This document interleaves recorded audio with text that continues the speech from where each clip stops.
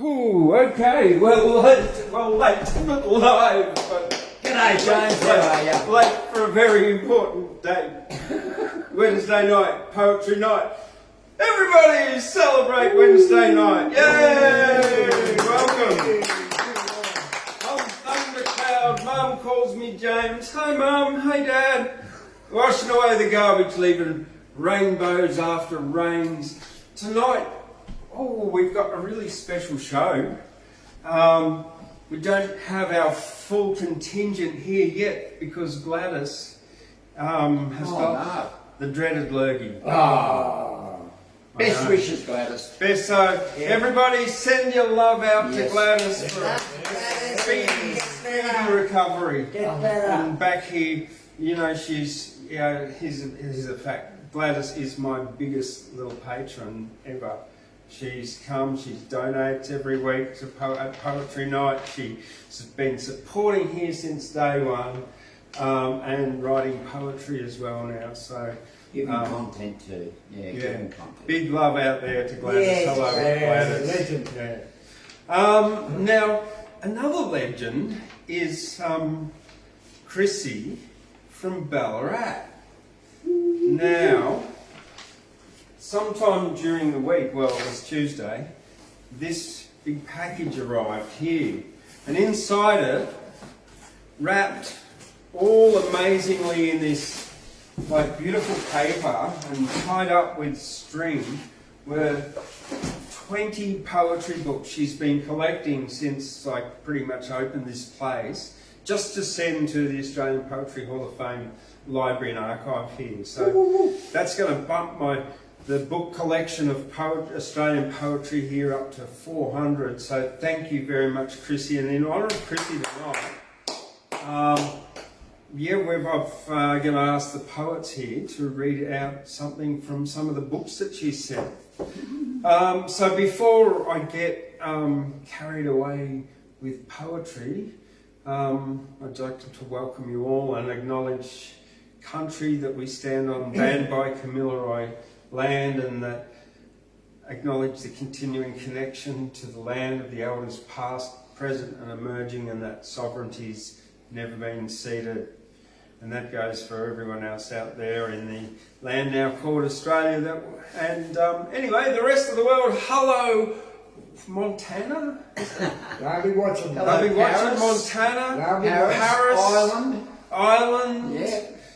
Dorrigo. Yeah, Dorrigo for sure. Dorrigo, Armidale. Yeah. Now, you know what happened last week? Ashley mixed up Wednesday and Thursday. So that's why he turned up on Thursday for poetry. So we missed Ashley. So what's his excuse tonight? I don't know. I hope he's well. I Got hope a he's prayer important. on his way. It's a bit rainy and cold out there. So anyway. And I'm sure Paul will be along later. We've certainly got a big gender imbalance here tonight. It's all the blokes. So c'est la vie. That's French for that's like. All right. Let's begin with something from one of the books that Chrissy sent, and it's a how to teach poetry book for grades or years 5 to 8 year olds. And I suppose the first two that I'm going to do are a bit of performance poetry. So if you want to learn a bit more of performance poetry, how you put your whole body into it and stuff like that. Yeah. Back a leg. He's warming up. What is poetry? Sometimes we all get so frightened that we don't know the rules and won't get it right ended. It's not like counting or the alphabet, you know, where there's just one answer. 1 + 1 is 11. 11. that's fixed and set. According to my Uncle Brett, poetry doesn't even have to rhyme. And yes, that makes it a little bit easier. But harder too. Because how do I know if I've written a poem? Or just a bunch of words? My big sister says poems are about falling in love and other important things. I'm too little to understand things like that. How can I write about things I don't understand? Falling in love is just plain yuck. So, instead, I write some of my thoughts and feelings, the ones on this piece of paper, and then I look at what I've done and realise I've written a poem.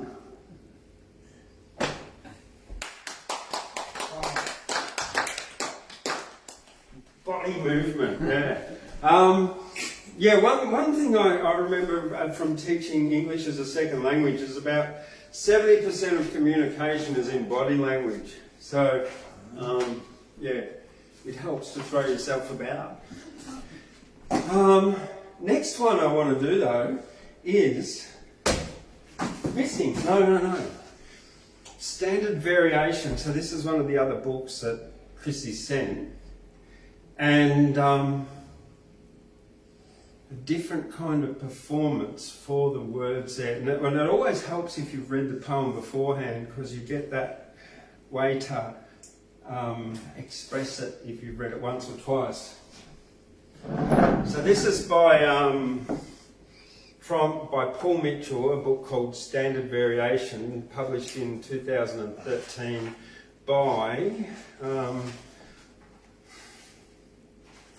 not too sure of the publisher, davidbowers.com. No, that's who did the cover. WalleahPress.com.au. So there you go. So this one, you notice I've sat down to deliver the poem. It's called Give the Poem Room to Speak. Please. Sit down. Let's have a talk. I know you might be put off by line breaks and other conventions, but let's look past these to see what really shines. A car roof at midday, a street light in the afternoon fog. That wasn't too hard. We could also try what hurts. The hair tie round your wrist the day you left.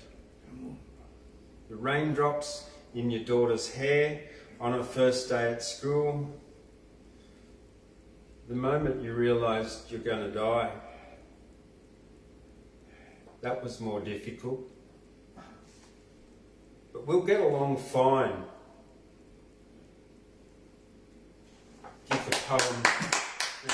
Give the poem time to speak. Yeah. And I really like that because it sort of gives it air, doesn't it? It does, yeah. It gives you that permission to sort of just do it slow. So everyone's got time to have a think about what it means, and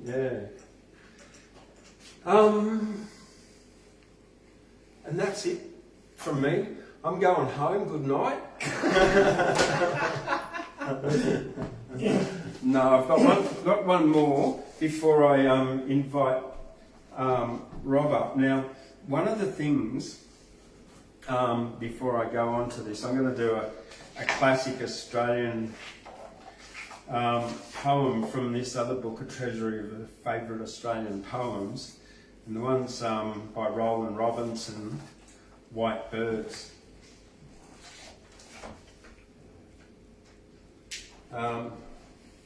So yeah, let's go.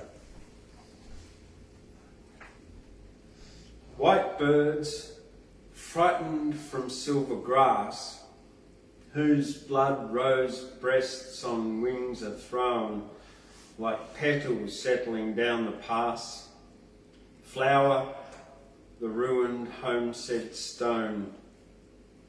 Rise from the fallen walls and scream, crested from the stark dead gum, shattered the crystal of the morning's dream, where I across your landscape come.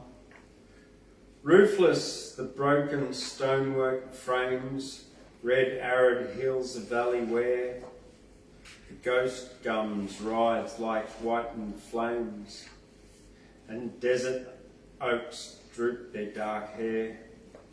And when, in the crucible of the hills, the molten day has died, there stands, under the blaze of stars that fills its night, a house not made with hands.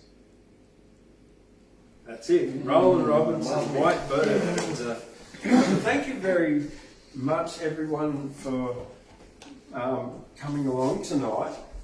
And as I said, I'm going home. No, actually, coming up on the 26th of May, Glenn Scouthorpe is coming to the Australian Poetry Hall of Fame. 6 o'clock doors and 6:30 show starts. Tickets are available at trybooking.com/BYVFR. You can find that on the Australian Poetry Hall of Fame.com.au website. And also, we can now give out shouts or shout outs. Give out shouts, have a shout. Shout outs for businesses who want to advertise. We're quite willing here at the Australian Poetry Hall of Fame. So if you've got a business out there in the world and you want shout it out, you want us to shout it out, yeah, it will cost you $150, yeah. And we'll shout you out and give you a call out. We won't advertise things like Coca-Cola or anything like that, or McDonald's or anything that we don't think is ethically right. We won't advertise like guns and guns and missiles are okay, beauty. Oh well, you know, yeah. See that. But yeah, if you want to advertise your baby slippers that you've knitted, or your lolly shop, if they're like healthy lollies. Yeah, but one of the things, two of the things, as well as a bunch of books that Chrissy sent along, was these two records here. Now, Chrissy from Ballarat, one of them, this is Heroes of Country Music, and that's for Paul Wood, but he hasn't arrived there tonight, so we can't give it to him. But that sounds like he's just walked in, or someone's just walked in. And then this one is the Bushwhackers collection, the Bushwhackers band, and this is for our old singing mate who comes along and sings his old Aussie bush ballads. Rob Baker, who's going to play Mother of Ducks, one bit of Mother of Ducks, with another bit of Mother of Ducks on the drums, Steve. Hey, you'll have to on the melodica. Oh, I might be able to do that. I'm not a duck plucker, I'm a duck plucker's son. Yeah, I'll right. keep on plucking ducks till the duck plucker comes. Okay. Well, look, I'm plucker ducks. Well, this is what. Hey, it's Wednesday. Yeah. All right. Rob, come on up. Welcome. So I'm ready to farm. You can do both if you want. You're welcome to do your read both. I thought that was the new regime, like where you pump that, or did I misunderstand? Oh no, you can do your music as well. Yeah, okay. And So read a like- poem. Okay, so which first? Whatever you want, mate. I'll read a poem first. All right, for sure. Yeah, For sure. Okay, so what? Just pick one? Oh, look, whatever out of these books over okay. here. Okay. What about a big hand for You got Rob? Banjo Paterson? I do. That's Banjo.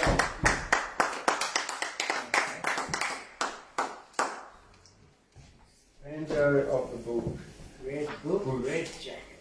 Yeah, that's it. Red chair. Yeah, red faces. This really is. Hey, it's Wednesday. It is.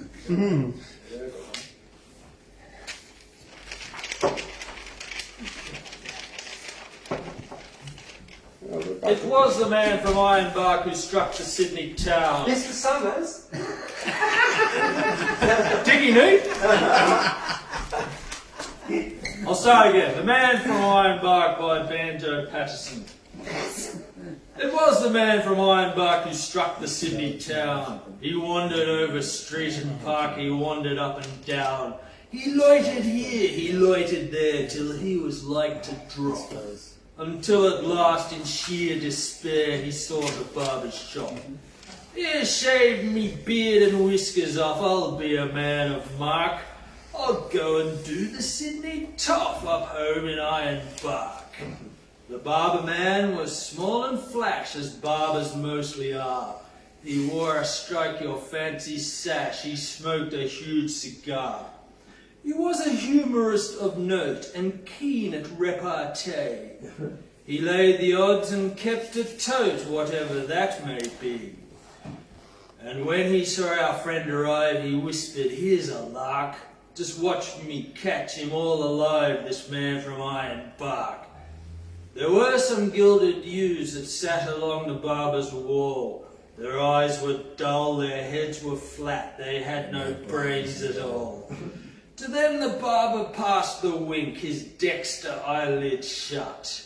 "I'll make this bloomin' yokel think his bloomin' throat is cut." And as he soaped and rubbed it in, he made a rude remark. "I suppose the flats is pretty green up there in Ironbark." A grunt was all reply he got. He shaved the bushman's chin, then made the water boiling hot and dipped the razor in.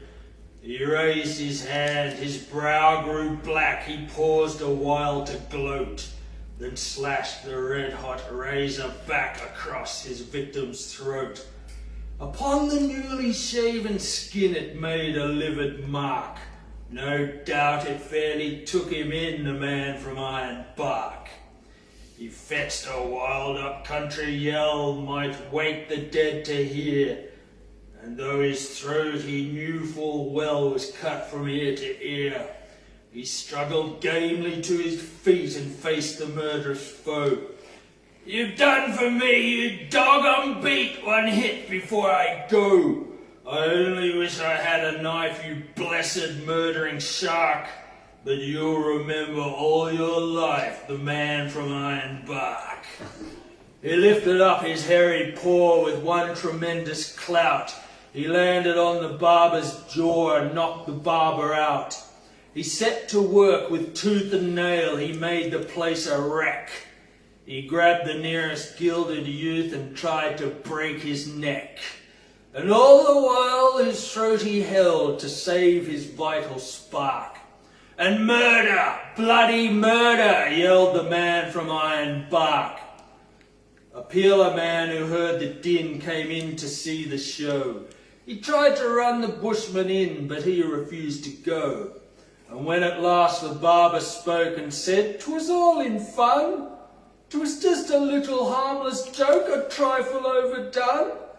"A joke," he cried, "by George, that's fine, a lively sort of lark. I'd like to catch that murdering swine some night in Ironbark." And now, while round the shearing floor the listening shearers gape, he tells the story o'er and o'er and brags of his escape. "Them barber chaps what keep a tote, by George, I've had enough. One tried to cut me bloomin' throat, but thank the Lord it's tough.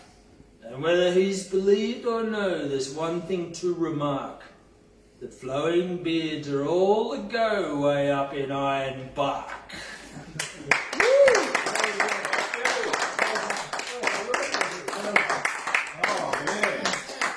I'd like to call Mr. Steve Wordsmith up. Oh, Steve. Okay. Oh, yes. To play music now. Oh, let's go and find that melodica. Yeah, grab the melodica. What key? C. C. C, mate.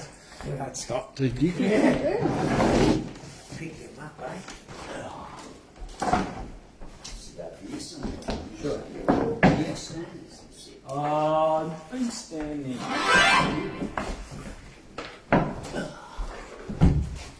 Yeah, so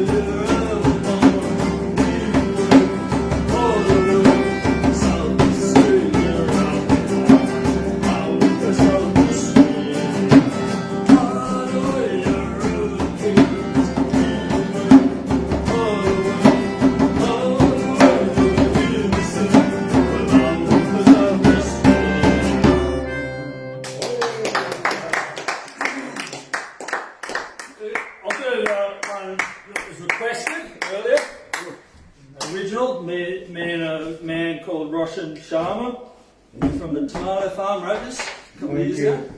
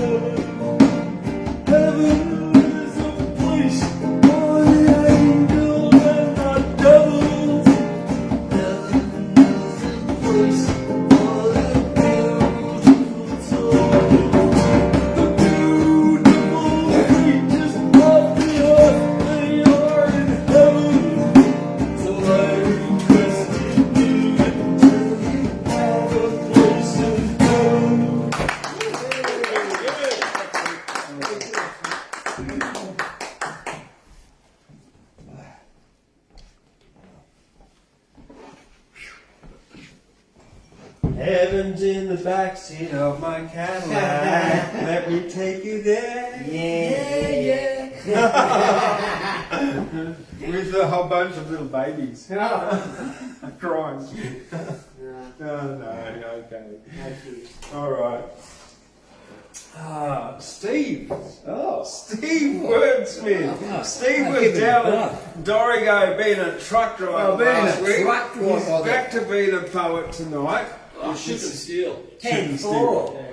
Ship and steel, ship and steel. Ship and still. Yeah. What's that old song, James? Any old iron, any old iron.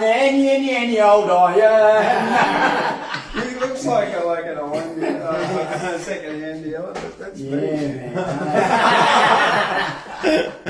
Yeah, that was a real sort of eye-opener, actually, to watch all these precious cars that we see and all that sort of thing just get flattened and taken out to the the steel scrap mob and carted away, you know. We think of cars and we take a whole different aspect to looking at them then, you know. We realise, oh, they're just a bit of steel.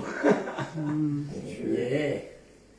Well, we've got to write, you know, that this is the story, and I've got to just say thank you, Chrissy, for bringing all these books and sending up to us, and we've, you know, got to read a story from one of these poems or one of these books of all these fabulous writers.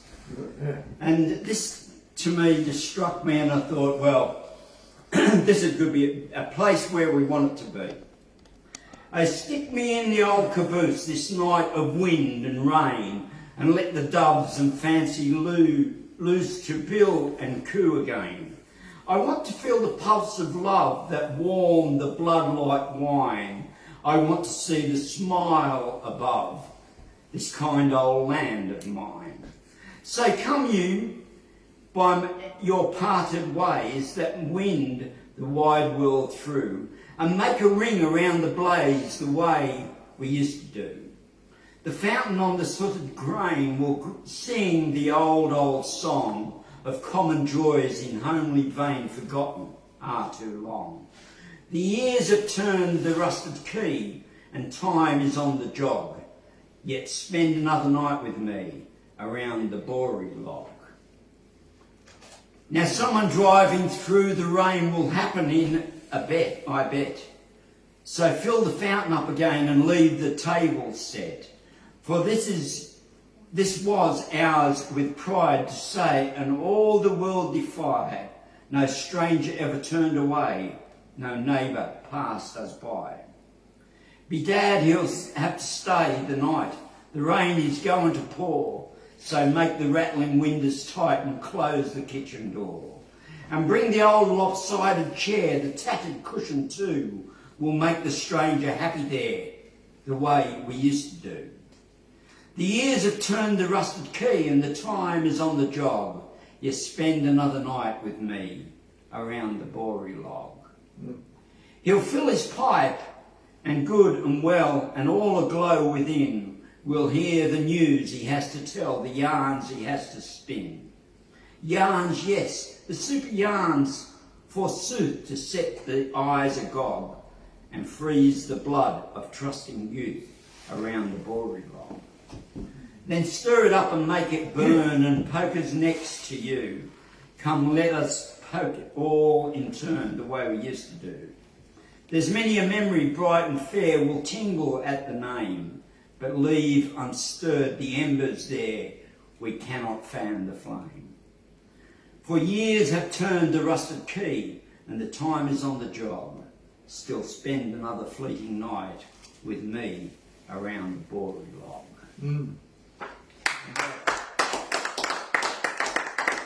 A little poem by John O'Brien. We had Paddy O'Brien here last week, and we'd say hello to Paddy. He's a great poet and a good mate too, you know. He sort of gets out there around the Australian scene and does poetry all over the place. What's the title of that book there?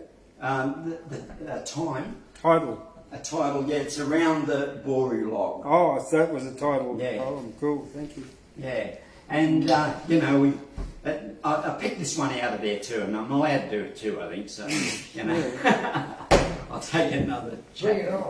And this is one of the well-known ones. It's good to see Robbie do one of the well-known ones too, with the Man From Ironbark. Love it, man, it's good. Yeah. Clancy of the Overflow. I had written him a letter which I had, for want of better knowledge, sent to where I met him down the Lachlan years ago. He was shearing when I knew him, so I sent the letter to him, just on spec, addressed as follows, Clancy of the Overflow. And an answer came directed in writing unexpected, and I think the same was written with a thumbnail dipped in tar. 'Twas his shearing mate who wrote it, and by Burton I will quote it. Clancy's gone to Queensland droving, and we don't know where he are. In my wild erratic fancy, visions come to me of Clancy, gone a droving down to Cooper, where the western drovers go. As the stock are slowly stringing Clancy rides behind them singing, for the drover's life has pleasures that the townfolk never know. And the bush hath friends to meet him, and their kindly voices greet him in the murmur of the freezers and the river on its bars. And he sees the vision splendid of a sunlit plains extended, and at night the wondrous glory of the everlasting stars. I am sitting in my dingy little office where the stingy ray of sunlight struggles feebly down between the houses tall. And the foetid air and gritty of the dusty, dirty city through the open windows floating spreads its foulness over all. And in a place of lowing cattle and I can hear the fiendish rattle of the tramsways and the bushes, the buses making hurry down the street. And the language uninvited of the gutted children fighting comes fitfully and faintly through the ceaseless tramp of feet.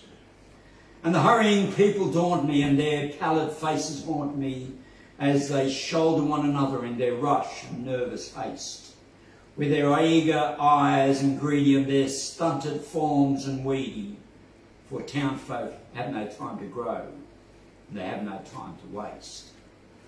And I somehow rather fancy that I'd like to change with Clancy, like to take a turn at droving where the seasons come and go, while he faces the round eternal of the cash book and the journal.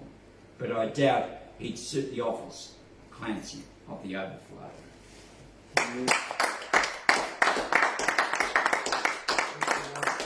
Hey, it's always good to be here at the Australian Poetry Hall of Fame. You know, it's when we open up our eyes to realise the realise and realise the realise, there's plenty of real lies in this world, but we just keep talking the truth. And as poets, we have the ability to speak out the words that we speak. And sometimes we have that ability to lay down the things of the past, but we're living in the moment. And the moment is now. And to me, you know, poets have the ability to speak out and tell truths of what's happening as well. And it's really cool to do that. But we also like to go to our little poetic things that we do, and that's what we do as poets too. So I'll just lay a little something down and then we'll carry on with the night. There once was a shearer by the name of Bluey the Brink. He was a devil for work and a devil for drink. He could shear his 200 a day without fear, and drink without winking 4 gallons of beer. Now, Jimmy the barman who served out the drink, he just hated the sight of here, Bluey the Brink. He stayed much too late and he came much too soon, in the morning and the night and the daytime and at noon. Well, one day when Jimmy was cleaning the bar with sulphuric acid that he kept in a jar, old Bluey come yelling and bawling with thirst. Whatever you've got, Jim, just give me the first. Well, it ain't in the histories and it ain't put in print. But Bluey drank acid with never a stint. Said, that's the stuff Jimmy was, struck me stone dead. That'll make me the ringer of Stevenson's shed. Well, all that long day as he served out the beer, poor Jimmy was worried with his troubles and fear.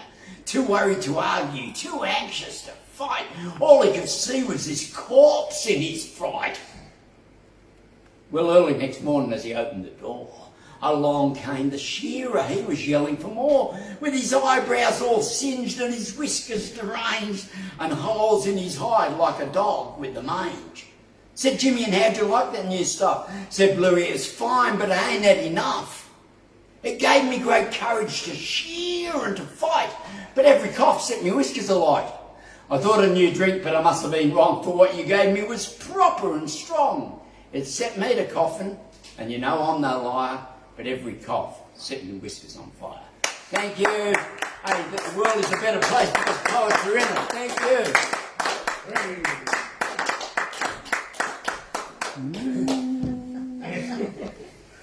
Okay.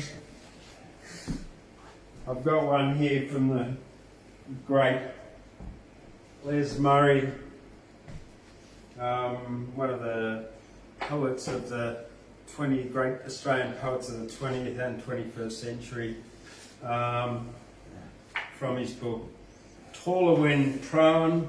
Oh, before I do that, I wanted to just read out the letter that Chrissy sent, by the way.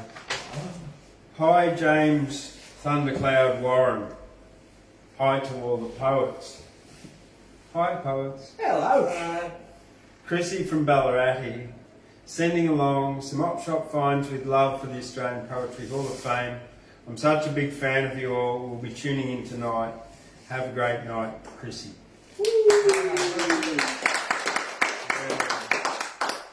It's funny that we've had like 2 lots of Banjo Paterson tonight. Now, I'd been down to Banjo Paterson Poetry Competition and Festival when I came through Gaia and found this place here. That's how I got here.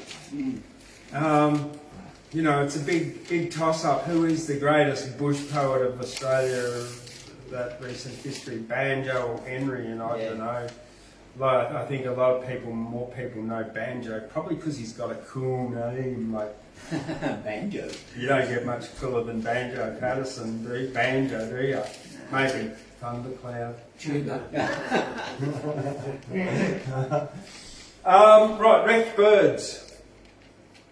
Wrecked Birds, it's called, by Les Murray. Mostly in the spring, a trainee bird's wing will wave from the roadbed.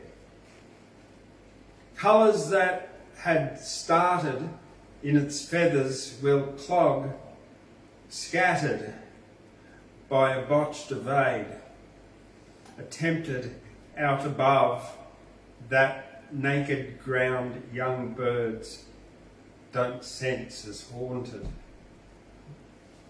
Sounds illegal. Well, you know, I'm just picturing this like dead squashed bird on the road, just like the wind. You know how the wind you blow past and its wings sort of go, and you drive past. You know. Yeah. All right. On that, I'm going to invite James on up. Okay.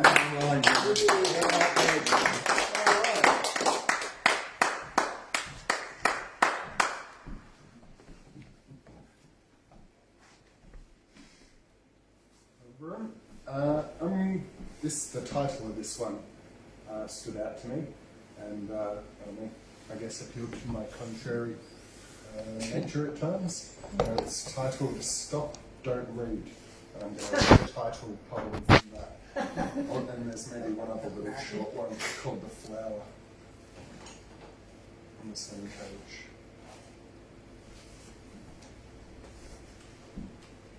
Stop, don't read, or if you read, realise that those first words unheeded, these the next, commit you to the immutable fact of your reading, your reading, your reading.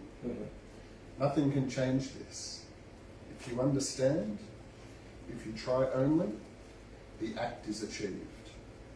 Every line or word, each syllable, becomes the history of what you are. There is nothing else. These words before you, the act of your mind understanding them, don't you see that they are all that exists? That out of them your universe is made. Oh, soon you will forget them, certainly. They will vanish. Others will take their place. But they are always there somewhere. Somewhere. They must be, or you have never read this. Woo! This one's just called The Flower. It's kind of short, but I kind of liked it. I live all lives, as man or bird or trees, or pitted flaking boulders, when, like these, I yield my dusty phrases into flight, to swirl a while through the hard-edged light. Till drifting on down and mingling with slime, they moulder anew, and in spring's good time expand an immaculate eightfold flower, as rhyme finds rhyme in an idle hour.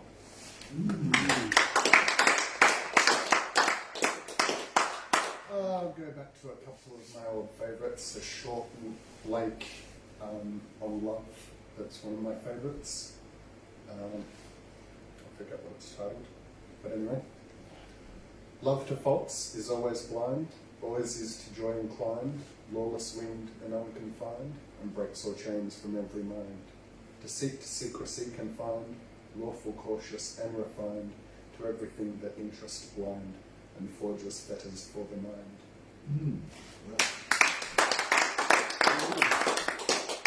I'll do one of my own that, well, I was in a weird place, and it's one that doesn't really rhyme.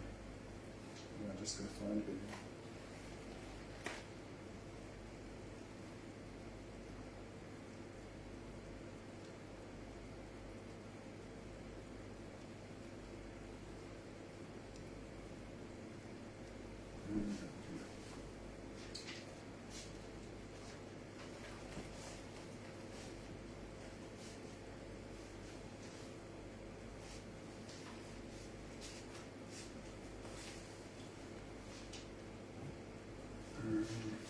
Maybe I should just close out.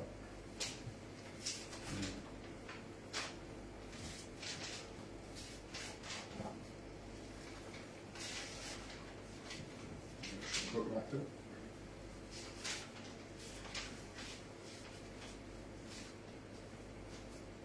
Here we go.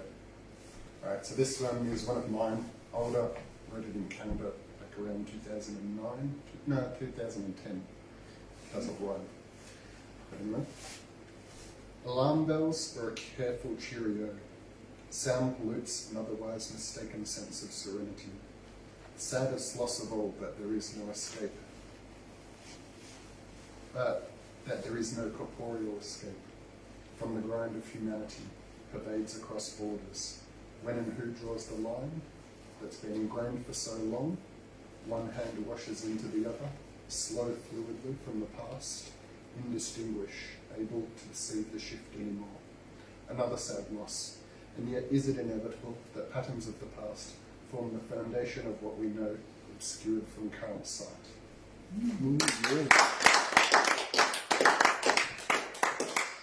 What frame of mind? Still so much energy into play, thrown to the wind I loftily may. No mind the worries and care say, long to be free than near fade. I'll finish on that.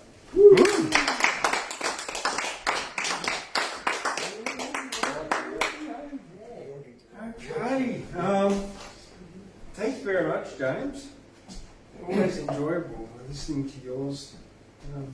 Thank you. You'll need to Yeah, you work. Yeah, shut up, Siri. Yeah,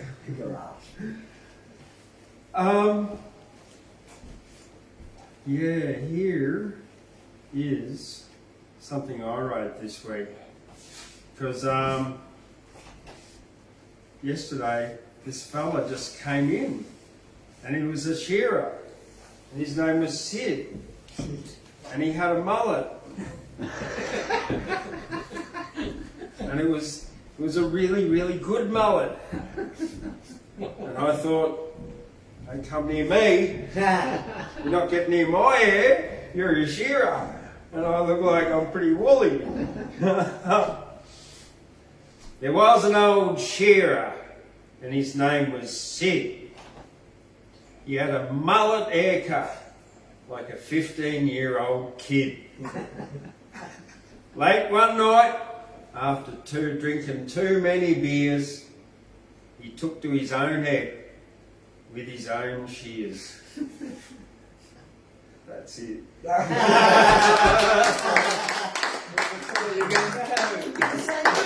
Oh look, I reckon there's a lot more that I could write about Sid. But yeah, well, look, I think I just... The things that Sid did. One of those things.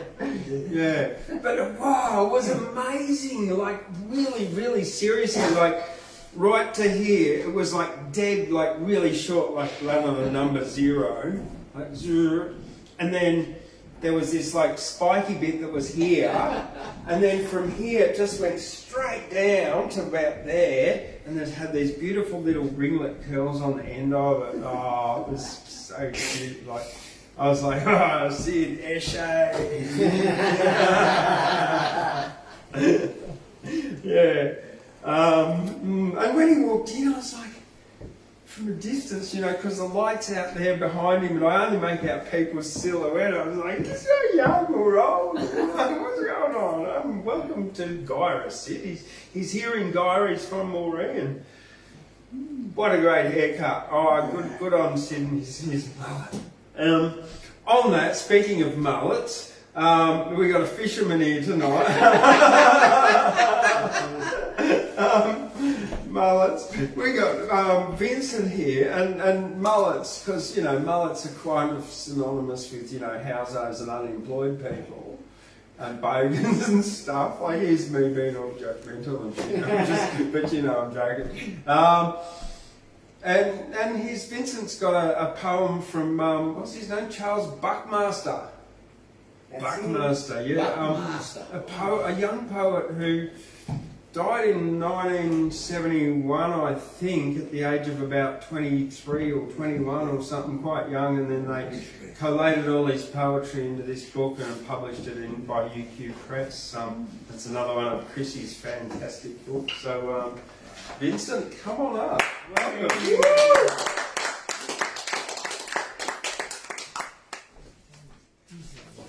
Thank you very, very much. First of all, I'd like to say to James, without a doubt, he makes the best coffee. Have I got it right? Upside down. The best coffee in Guyra. So if you ever come past, drop into that Australian Hall of Fame poetry, get a coffee. Thank you. Okay. Take your glasses off to read. Right. Now, as James pointed out, pardon me, thank you, Chrissy from Ballarat. I hope it's not getting too cold down south, because it's getting cold up north. All right. Well, as James said, he died at a young age, and it's just sad, really. And I came here today, looked at all Chrissy's books, and that name, Charles Buckmaster, just stuck out at me. So I opened it up, just like this, and went, wow-wee! I just came to the unemployment office, and it's got a poem on unemployment. Couldn't believe it. So, this is set in Perth. So here we go. Unemployment. The great society blows yet another mind. Through the gates of the western city, land of eternal sunshine and unemployment. Hearken to the words of the Eastern prophet. Money, security for the rest, or her days, boy. Scene. A house in the suburbs of Perth, with the glorious west, the isolated west, the uninclusive, that's a good word, unconservative west, where the workers whistle as you pass and write you off as a long-haired queer from the east. No work, Perth, crushed out of 2 jobs today. Insecurity becomes paranoia. Last 9 cents gone on the half loaf of bread. Friends of friend's house in Perth.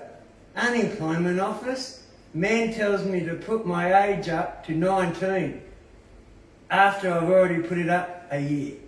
Gives me little blue and white job shits and says, here's your passport to bread and money and a place for great society. Employers thrust, haircuts, cut boy, cut some jeans without the holes in them, have a wash, son, go back to the east, kid. Unemployment, crisis and capitalist pilots, discrimination and intimidation, scuffle off by the way of the back alley. The alternative. I contemplate hitchhiking to Darwin, sleeping in Kings Park and living on the grass. Suicide. I despair with the whole of my body. I dream paranoid dreams. I stand on the steps of the down hall crying, I surrender, I surrender, as dark-suited agents of the Black Hordes grab at my body with palmolive smoothness. Hands.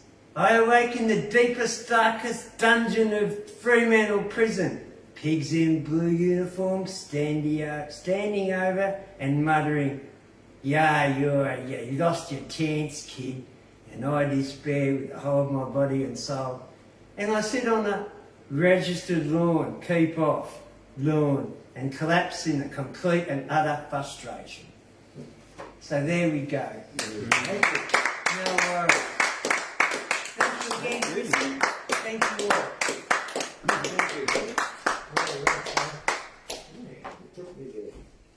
Yeah, me too. It's you really get that sense of what it would be like to be a 17-year-old unemployed in Perth back in 1969. Yeah.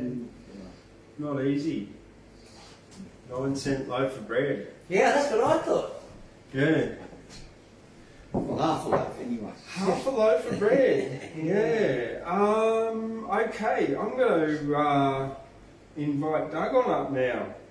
Doug, welcome. You're going to ask him already. Are you ready? Another bullshit question, alright. Give me a bullshit answer. He was born ready, this bloke. What does your T-shirt say? I'm smiling because I have no idea what's going on. Yes! At least that's honest. Oh, that's the thing. Yeah, me too, pretty much, yeah. I've had that for years, mate. It's still relevant. Okay. Well, I'm going to ask the audience, whoever they are, multi-millions of you out there, if you got your money's worth yet. I asked you the same last week. We'll go home now with Graham. I believe I got my money's worth. Oh, thank you, everyone. Oh, God. Okay, yeah, I've got a real short one. I didn't have time to look through books because I had homework to do. Have I got my readers? Oh, yeah, they're on. Okay. Would you believe, listen to a few poems tonight, this book is called The Clancy That Overflowed. Whatever. Do your best.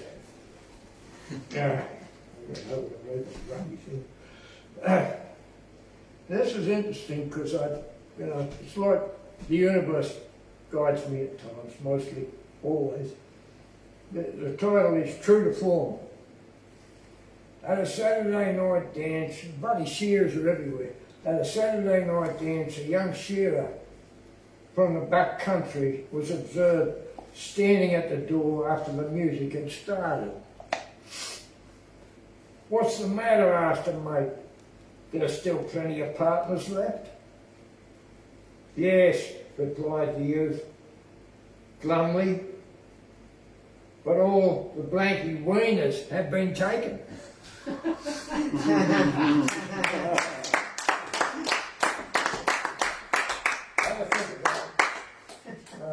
Actually, it's written by this interesting guy, Wilbur Howcroft, who comes from northwest Victoria. I think. Thinking of my granddad, he come from down there, southwest of Swan Hill somewhere, and he must have known something about sheep. Anyway, that's the past. Now, I got my bit to read, and I'd like to do this one first up, because I've got a photo to show you. But what I'm interested in here is this woman, and her daughter, who I've known for a long time. Used to do a bit of work and all that. But they're locals and they've been around and they got land up here, it's all over. And her name's Pat Winter Irving, and she's living in Bupa in the nursing home, and she had a stroke. But I knew her before she had a stroke, and I've known a little about her history, and this is her daughter, Coco's just written a biography of her mum.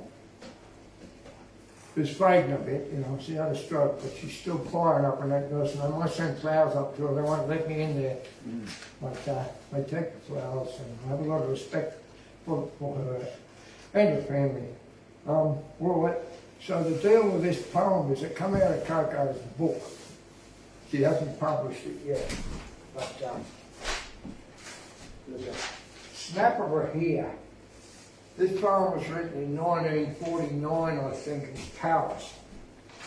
And there's a photo of her as a young girl, you can have a look later. 20-year-old probably, and she grew up in New Jersey, New York area. And both her parents were Alkies, and she had a hard time apparently. And she used to go away to Paris every summer and go to art school or whatever it was. But it was, I didn't notice, but it was a freedom to get away from some of the drama that she had to live with back home. She went to Paris. Anyway, long story, she met an Australian service Air Force guy over there 1 year. They got married and they come back here, raised a family on cattle places, and she lived in, after her husband died, she lived up Rockvale, just down the hill from here for years. Very interesting. A lot of preamble, but Paul's given me, he said to me, you can go on as long as you bloody like. So, all right, here we go with this poem. I just photocopied it from the Coco gave me. And it's something she would have written out. And my poem, if you don't mind me jumping, sorry I'm going on a bit, but I got the floor. My poem is titled something to do with spontaneity, off the cuff. And I reckon that this woman, or young Patricia, would have written this poem with a degree of spontaneity. I don't know if she's been to Paris before, but anyway, here we go. A greeting, a hello, a run through a Paris street, a ride, a word, a cigarette, and another hello, another smile, a smile, a laugh, another laughter. Laughter and smiles and words. And many more hellos. Help and more help. Food and more food. Help with food. Help with words. And help with smiles and laughter.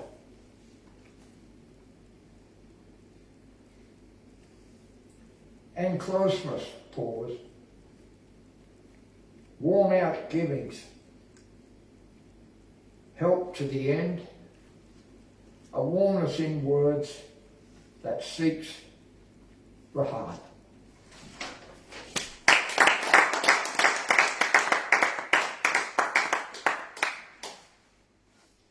Sounds special for me. Okay. Right. Now, it's interesting, James said before, you can write poems and they don't have to rhyme. He said, what have we been wasting the bloody time here for weeks and weeks? My problem is, I'm starting to talk in rhyme. People are, and in the street, people ask me simple questions and I'll quite often give them an answer that rhymes. I don't, somewhat, right. You don't do it all the time. Huh? Your rhymes. Not all the time. Well, if there's taxation, sometimes. with me, I can give them a following answer. Yeah. Anyway, all right, here we go.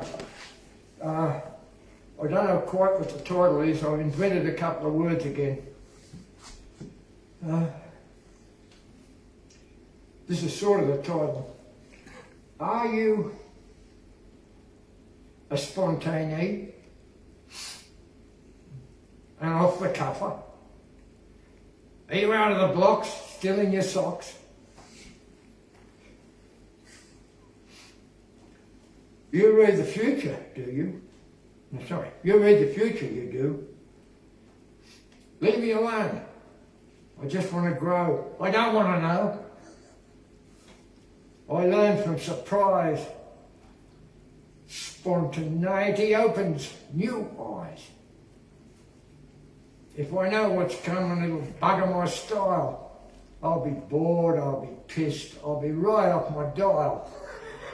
If you guarantee a life, a definite one or not, I'll lose my spark, I'll give up quick, my purpose shocked and stifled. I do crave hope. Give me a little rope, but don't take away my struggle though. You think I need your promise true to show me where I'm going? Discover comes from inside teaching. The road will open to my reaching. Spontaneous is gift I hold, sometimes calls me really bold. Instant act kills thinking doubtful. Come on, bro, it'll flow. Do I have to grind, rehearse, and book a trip inside the hearse? To fly and soar with instant action keeps me from the lowly faction. Thank Chrissy before you shut up. Sorry, that's not the poem.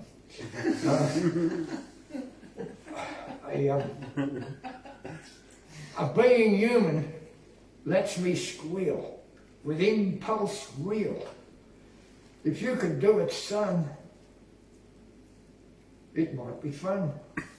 I start to move, can't stop the power, it's part of me. I'm in the groove, can't you see? Force is strong, I sing my song. This is my word coming up. To be is freeity. Freeity. Freeity, it comes from, no, I'm sorry, my freeity cries, I jump in a jail. Freeity comes from spontaneity. Who? Did you make that up? Can you ad lib? Don't tell me a fib. Can you go without a practice? It's hard like sitting on a cactus. There's so much hiding in this young goose, just waiting to be let out loose. Give all the chance. Get off your bum and do a dance.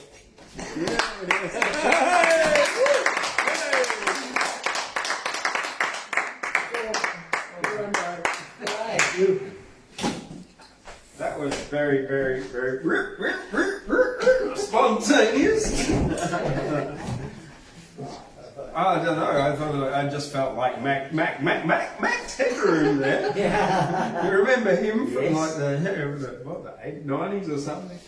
Used to advertise Coca-Cola. Yeah. And he was all glitchy in the Matrix. We need to put a few more glitches in the Matrix.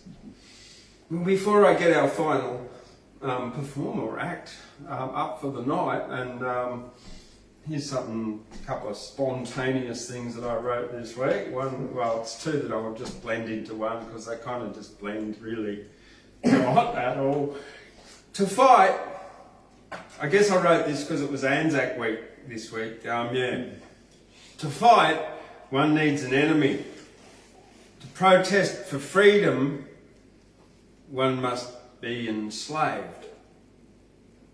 To think, my mind can't be empty. To rescue another, one must be saved.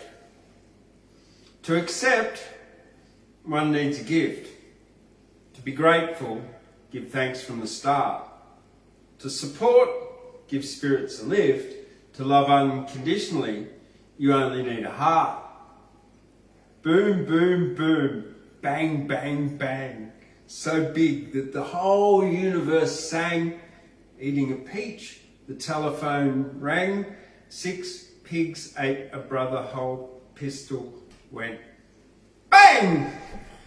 Boom, boom, boom, bang, bang, bang. As I entered the room, my ears rang. Boom, boom, boom, bang, bang, bang. A man with a blue pointed hat sang. The din was so loud that it hurt my ears. I ran from the room, my eyes streaming tears. I'm a man with a blue pointed hat, you can see. So I walked all the way from the beach to the sea. Walking on the beach, the moon rose as I came across a walrus sleeping. I was the only one who was wearing clothes, and the man with the blue pointed hat began leaping. And the walrus woke up and said that I was free, and he crawled all the way from the beach to the sea. That's it.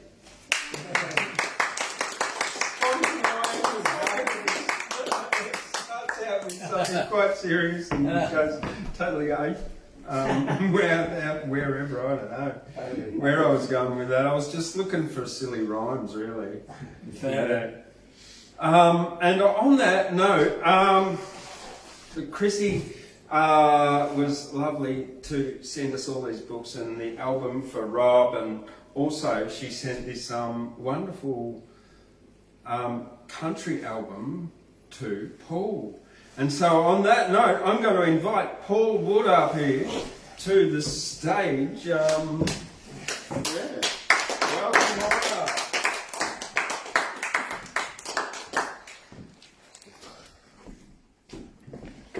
Right, poets. He's back. Now this fella's pretty knowledgeable. How knowledgeable? Well, he knows not to eat the yellow snow, and he knows to watch out that lemon on the left. He knows that 2 wrongs don't make a right, but 3 do. And he also knows not to lie face down with salt sprinkled on his bare ass in a deer park. Now, this fella's not only knowledgeable, but as a young fella he was very deprived. How deprived? Well, his mum cut the bottom out of his pocket so he'd have something to play with. And he was toilet trained with a pineapple.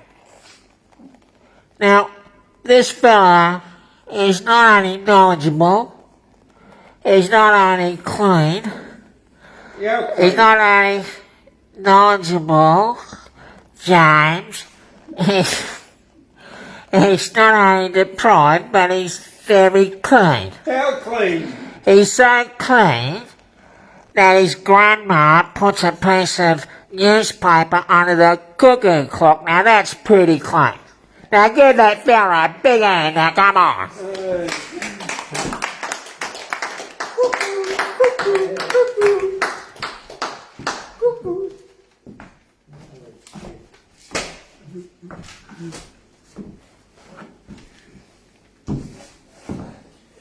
I got a new act tonight, and it's just standing at me looking great and saying nothing.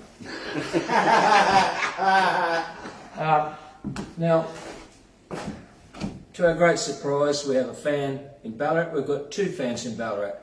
One is Julie, my sister, and the other is Chrissy, who kindly sent through this fantastic Heroes of Country Music album for me. There's some great artists on here, and no doubt, Chrissy, I'll be singing some of these songs soon, when I find my record player. I've got one for you. Well, I'd like to say, Chrissy, on behalf of the poets, thanks very much for your fanship and for sending something up. It gives us a big spirit. We're trying to up our ratings, we're trying to up our audience, and I'm going to have a big stick and try to get the poets to sort of lift their game up a bit too. They're only at a very low spark. We're going to get it up, we're going to get it out there to the world. And I've got to say, Chrissy, I have my sister in Ballarat, and you might meet my sister Julie, and I'm going to say to Julie, maybe you go down to Aldi on Saturday morning and just put a sign up in front of you that says Julie S, and maybe Chrissy will find you. You can have a cup of tea and then go back through the back catalogue of all the stuff and have a good time together. Okay?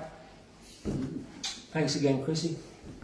Now tonight, again, just to round off the subject, I was thinking about all the twat I've been talking about, the age of bel canto music, Richard Conrad, Marilyn Horne, Joan Sutherland. I've been blowing on it for it, but it's good content because, well, what else do we talk about? Yeah. So, to sort of round it off before I get onto the subject of Pavarotti, before I get to the subject of some classical music and some other operatic delights, I'll finish off by saying, now why I refer to the age of bel canto is because you can find it on YouTube.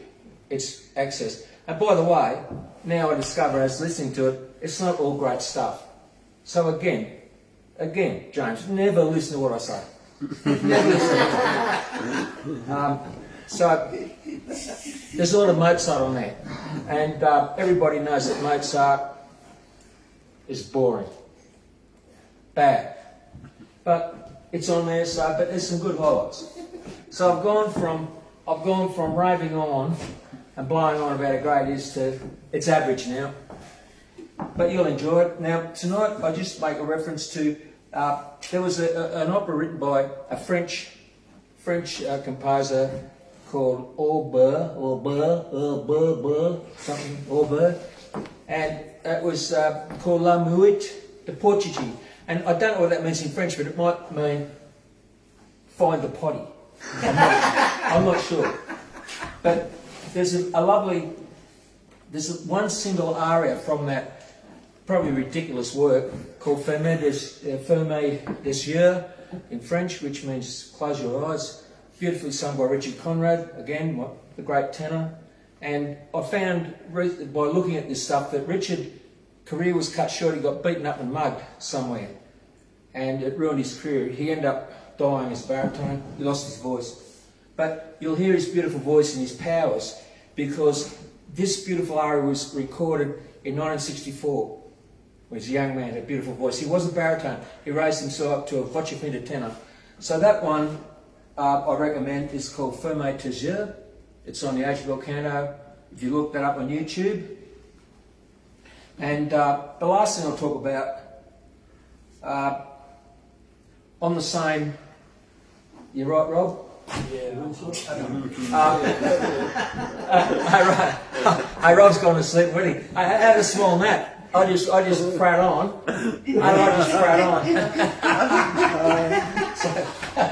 So That's the silent, Rob's so excited. heckle. No, Rob's so excited. Like his eyes are shining with borderline. Finally, he's snoring on. No, it's fine. Carry on. No, it's good. No. Listen, I can send a glass eye to sleep. Now, Give that chair a great big hand. the last one I'm going to mention, there was a sort of a Baroque composer called Friedrich Handel. A German guy went to England, wrote the water music, it was Baroque, and the king liked it on a barge in the Thames. We know all that. And he wrote this strange opera called Semele. And this is the story of... Is that a pudding? Yeah. Oh, I thought Yeah, you were there. there. This is a story set in the Greek mythology of Jupiter, and he's got a gorgeous wife called Juno, and of course Jupiter, he's a randy bugger, and he's chasing the women, and Semele, and the wife Juno sings this fantastic driving aria. It's only 3 minutes long to enjoy, by the mighty Marilyn Horne. Now Marilyn grew up in America. She sang all her life. She sang duets with her sister, and she sang. She was so versatile and so well taught. She was such a good reader. She said that her music teaching was such that the music teacher said, read or bleed. You had to be able to read the notes and sing the notes as written. Very hard to do, because the note that is written, you've got to get pitched in your head at the same tempo as the music written, and she could do that. So she's a great musician. That takes great musicality to do that. And Marilyn, in her prime, got involved with the bel canto stuff. She did a lot of records in the late 50s, maybe early 60s, late, and she could imitate other popular singers and made fake records that they sold cheap. You know, Kate Starr, K-Star, Doris Day. She would imitate that and sing the songs perfectly. You couldn't pick the difference. She could imitate other voices, and also she was a natural soprano. But she found when she turned 20-something that she had another octave below her good soprano voice, which she kept. So she had a double octave voice. But her fame, her renown was as a contralto, as a soprano, as a mezzo. So this one I'd like to recommend to Chrissy, to Julie, to Marty, to everyone out there in the world. All right? Look this one up. Now, it's called Iris Hints Away. And in the words, Juno sings to Iris. Iris is sort of like the offsider. She's the sidekick. And what they're going to do, they're going to go and do over. They're going to go and do over Samel, the girlfriend.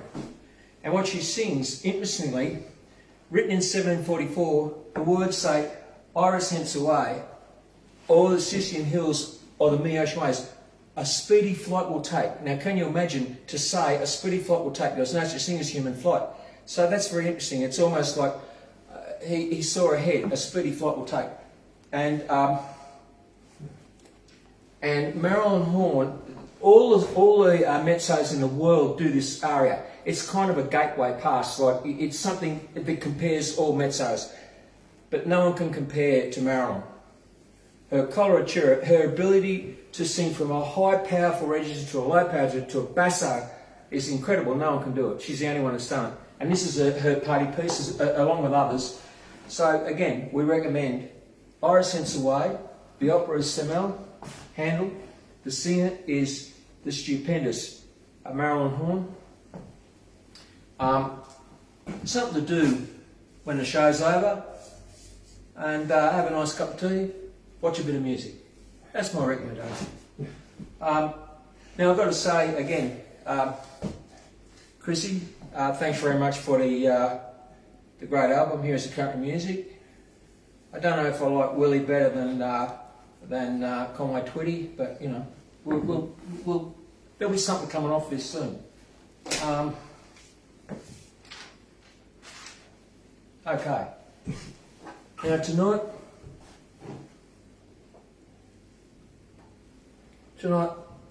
I've got this song. Can anyone guess what's in my hand? Tonight.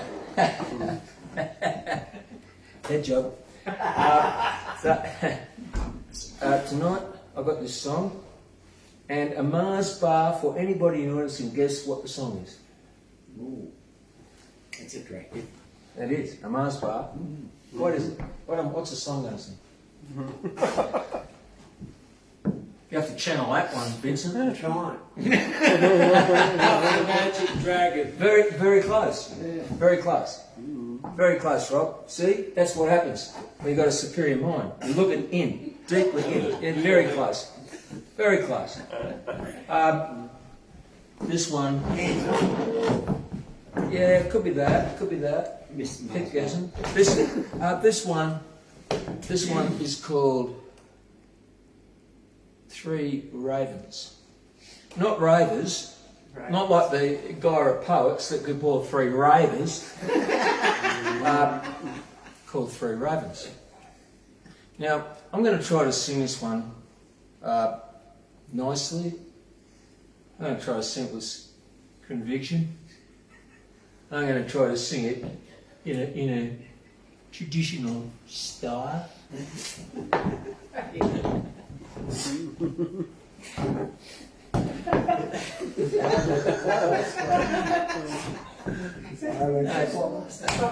Hey, listen, back off, Vince.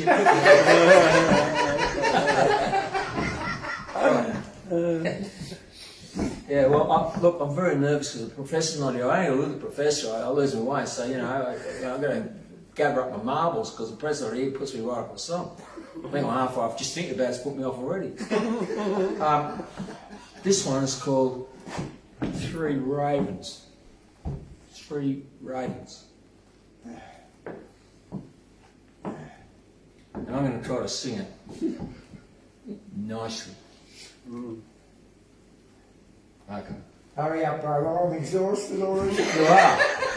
You're a handsome young, handsome young, fit guy. You came in here and old bastard sitting there complaining. Did I say this one's called Three Ravens? 3 times. Did I? No.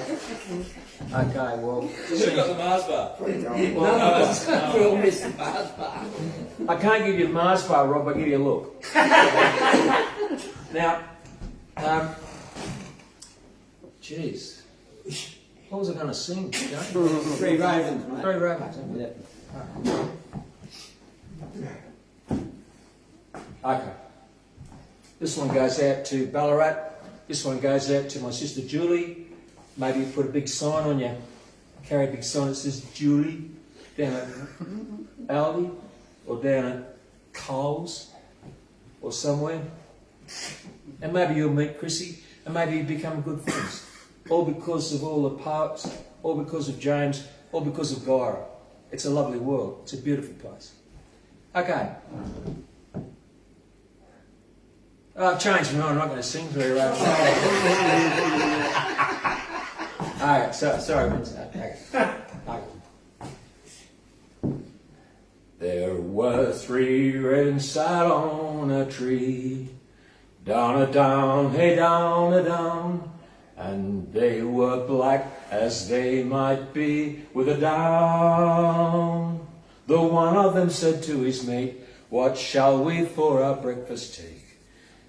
With a down, derry, derry, derry, down, down.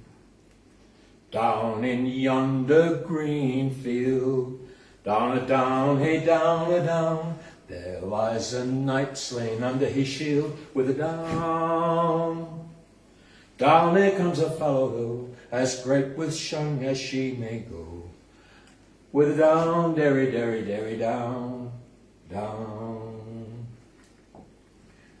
She lifted up his bloody head, down a down, hey down a down, and kissed his wounds that were so red with a down. She carried upon her back and carried him to the earthen lack with a down, derry, derry, derry, down, down. She buried him before his prime, down a down, hey down. She was dead herself ere evening time with a down. God bless every gentleman with fine hawks, fine hounds, and such a loved one. With a down, derry, derry, derry, down, down. Wow.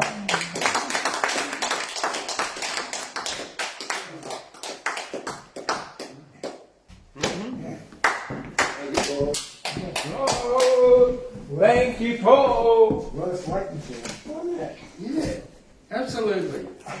Down, derry, derry, derry, down. You're going down. I'm going down. Yeah, you're going down. Down, down.